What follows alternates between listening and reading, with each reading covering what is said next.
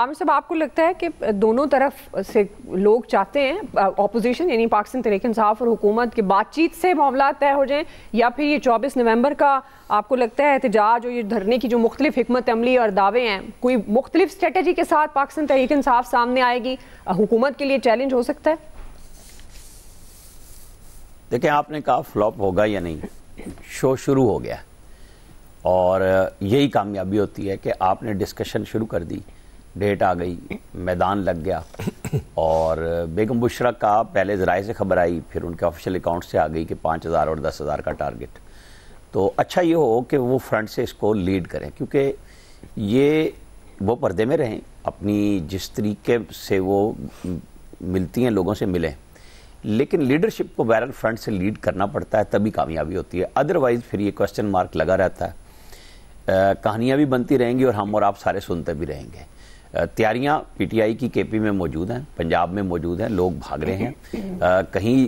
कई जगहों पे ऐसी मुलाकातें भी हैं जो ज़्यादा नोट हो रही हैं कि इन लोगों को नहीं मिलना चाहिए था या इन लोगों के पास पीटीआई के लोगों को नहीं पहुंचना चाहिए था। वो सारी चीज़ें तमाम ब्रेकअप आ रहे हैं, उसकी आप समझे कि तज्ज़िया भी हो रहा है कि कितने लोग हो सकते हैं, कितने नहीं हो सकते।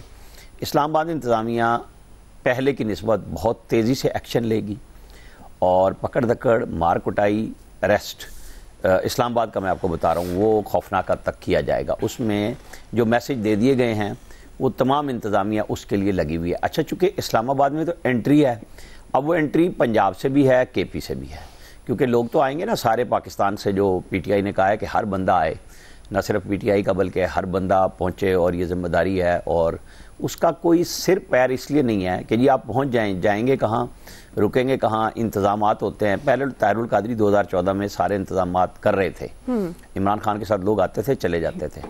और अब जो बैठने वाला काम है, ये कितना पायदार होगा, ये सब का इम्तिहान है, इस मुल्क का इम्तिहान है। असल में आम आदमी तो हर वक्त इम्तिहान में रहता है, अशराफिया का भी इम्तिहान है कि कब तक आप और हम इन कॉल्स के चक्कर में पड़े रहेंगे और फैसले नहीं होंगे। अगर पीटीआई के बानी ने कहा है कि एक कमेटी बनाई है हमने और वो करेगी उन लोगों से जिम्मेदार जो इस हुकूमत के हैंडलर हैं, तो हैंडलर्स तो इस्टेब्लिशमेंट है और तो कोई नहीं है, तीसरी पार्टी तो कोई है नहीं। तो आना चाहिए सामने जिसने भी बात करनी है। पीटीआई की तरफ से ये है कि पहले हम इस्टेब्लिशमेंट को झुका लें, फिर हम बात करेंगे। मेरा ख्याल है वो झुकने वाली बात भी नहीं है। अगले 2-3 दिन में कुछ डिसीजंस होने हैं, मीटिंग्स हो रही हैं, और फिर पीटीआई को भी पता लग जाएगा कि वो कहाँ खड़ी है।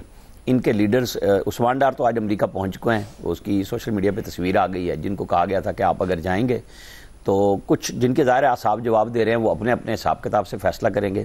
लेकिन एक मुश्किल मरहला पाकिस्तान की इक्तिसादियात जहाँ पे बैठी हुई हैं, बड़ी मुश्किल से आके दोबारा सेट होने लगी हैं, वहाँ ये बड़ा धरना कामयाब होता है तब भी पाकिस्तान का नुकसान है, नाकाम होता है तब भी पाकिस्तान का नुकसान है। हमें किसी की फिक्र नहीं है अवाम की। जी नवीद साहब, आपको लगता है कि बुशरा बीबी आप जिस तरह से एक्टिव कर रही हैं कारकुनान को, और क्या आउटपुट हासिल कर सकेगी पाकिस्तान तहरीक इंसाफ इस एहतजाजी धरने से?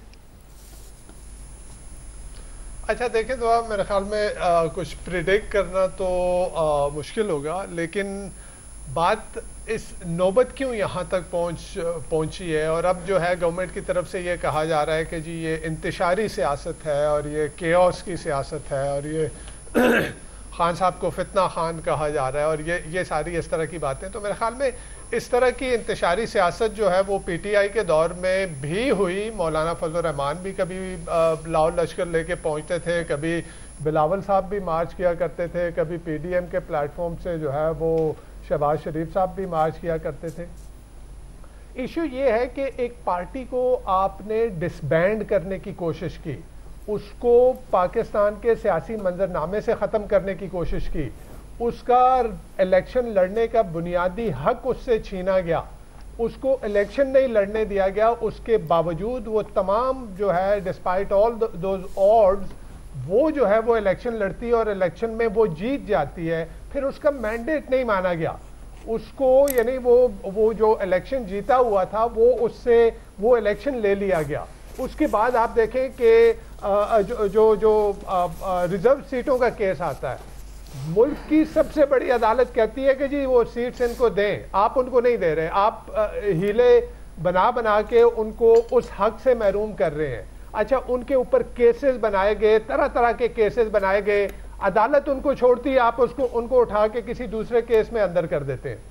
देखिए, बुनियादी हुकूक की पामाली हो रही है, ये हम नहीं कह रहे, ये HRCP ने भी 2 दिन पहले उसकी भी रिपोर्ट आई, आपका जो UN की राइट्स कमेटी है उसकी भी रिपोर्ट आई, सारी दुनिया कह रही है कि उनके राइट्स की वायलेशन हो रही है। और फिर उसकी यानी इतना कुछ करने के बावजूद आप ये नहीं कह रहे कि जी आए बैठे बात करते हैं। अच्छा, आप क्यों बात नहीं करते? बिकॉज आपके पास इख्तियार तो है, आपके पास इख्तियार नहीं है। बेसिकली इनको पता है कि इलेक्शन तो कोई और जीता हुआ है और हम यहाँ पे बैठे हैं, जो मैंडेट किसी और का हमारे हवाले किया गया है, वो जिसने हवाले किया है बेसिकली इख्तियार तो उसके पास है ना। तो ये जो PTI भी कहती है ना कि जी देखें मुज़ाकरात होंगे, उन्हीं से होंगे जो जो जो जिनके पास इख्तियार है, आपके पास तो इख्तियार नहीं है। ये तो देखें मजबूर मैच बैठे हुए हैं, अदरवाइज इन्हीं पार्टीज ने खुद बैठ के कैसे यही पीपल्स पार्टी और यही PMLN एक दूसरे को कितना कुछ नहीं किया इन्होंने सियासत में, किस हद तक ये एक दूसरे के खिलाफ नहीं गए, लेकिन आज बैठे हैं, आज इक्तदार में दूसरी टर्म में बैठे हुए हैं, इक्तदार शेयर कर रहे हैं। तो क्यों PTI से बात नहीं हो रही? बिकॉज इनको छोड़ा नहीं जा रहा कि अभी बात नहीं करनी PTI को। तो ऐसे क्या होगा? देखें, PTI इस मुल्क की एक मकबूल तरीन जमात है, इसमें कोई शक नहीं है। यानी आप इंडिपेंडेंटली इस चीज को देखें, PTI मकबूल तरीन जमात है। आप उसके लोगों को डिसल्यूजन कर रहे हैं वन वे और द अदर वे। आप यूथ जो है वो इमरान खान के पीछे चल पड़ी, PTI के पीछे चल पड़ी। अब इर्रिस्पेक्टिव ऑफ कि वो ठीक तर्ज सियासत है या गलत तर्ज सियासत है, लेकिन लोग उसके पीछे चल पड़े। आप क्या कर रहे हैं? इस तरह के हथकंडों से उस यूथ को जो है ना वो उसमें डिसल्यूजनमेंट लेके आ रहे हैं। वो रियासत जो उनके अंदर मायूसी आ रही है। अभी हमने लास्ट टाइम भी हमने बात की थी और ये कहा कि वो ब्लूमबर्ग की रिपोर्ट थे UN का डाटा कोड करते हुए कि जी 10 लाख आपके professionals, doctor, engineers, IT professional जो है वो 2-2.5 सालों में मुल्क से चले गए हैं। और फिर ये कहा जा रहा है 40% पाकिस्तान के अवाम, ये तो लेटेस्ट जो रिपोर्ट आई है जिसमें गवर्नमेंट खुद शामिल है, कि 40% अवाम जो है वो पाकिस्तान से भागना चाह रही है। तो इस पॉलिटिकल कॉन्फ्रंटेशन में ये अना जो लेके बैठे हुए हैं कि अपनी नाक नीचे नहीं करनी, उसमें इस मुल्क का नुकसान हो रहा है। तो जो भी अगर मुज़ाकरात का इख्तियार जिसके पास भी है, मुल्क में मजीद सियासी अफरा तफरी और फिर खुदा न खास्ता जैसे 9 मई को हुआ था, इतना बड़ा क्राउड अगर इकट्ठा हो जाता है ना, तो उस क्राउड में फिर कुछ भी हो सकता है। तो मेरे ख्याल में बेहतर ये होगा कि ये बैठ के मुज़ाकरात करें, जो भी जिनके पास भी इख्तियार है और इख्तियार है, इख्तियार वालों को, इख्तियार वालों ने अगर कहना है कि जी आप बैठ के मुज़ाकरात करें, तो इसको इस पॉलिटिकल टेम्परेचर को कम करना है अगर हमने जो है एक नॉर्मल रियासत की तरह रहना। सही है, ठीक है। फैसल साहब, आपको लगता है कि ये मूड नज़र आ रहा है दोनों तरफ से कि मुज़ाकरात की तरफ जाएंगे और इस टेम्परेचर को कम करने के लिए, नॉर्मल रियासत का मंजर पेश करने के लिए मुज़ाकरात कोई ऑप्शन है दोनों तरफ? क्या ये दोनों सोच सकती हैं पार्टीज़? और अगर नहीं मुज़ाकरात की तरफ जाते तो फिलहाल जो सिचुएशन है कि एहतजाज की तैयारियाँ करती नज़र आ रही है पाकिस्तान तहरीक इंसाफ, तो आपको लगता है कि ये माजी से मुख्तलिफ एहतजाज हो सकता है? क्योंकि ऑब्वियसली थोड़ी बहुत तब्दीली इन्होंने की है जो कि काफ़ी उसको कहा जा सकता है कि इम्पॉर्टेंट है, ख़ासतौर पर बुशरा बीबी का एक्टिव होना। फैसल साहब,